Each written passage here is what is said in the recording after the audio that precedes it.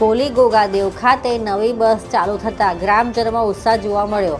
આંત્રોલી જૂથ ગ્રામ પંચાયતના નવનિયુક્ત સરપંચ આશાબેન રતુભાઈ રાઠવા દ્વારા નવીન બસને શ્રીફળ વધેરી ફૂલહાર કરી સ્વાગત કરવામાં આવ્યું। આ પ્રસંગે ભાજપના જિલ્લા મંત્રી વિલાસબેન તેમજ આગેવાન ડોક્ટર જયેશ રાઠવા, દિત્યાભાઈ તેમજ લક્ષ્મણભાઈ હાજર રહ્યા હતા। સરપંચ દ્વારા ગુજરાત સરકારનો અને એસટી તંત્રનો આભાર માન્યો હતો। ગ્રામજનોમાં અને વિદ્યાર્થીઓમાં ખુશીની લહેર છવાઈ ગઈ હતી। છોટાઉદેપુરથી તેજલ જાની।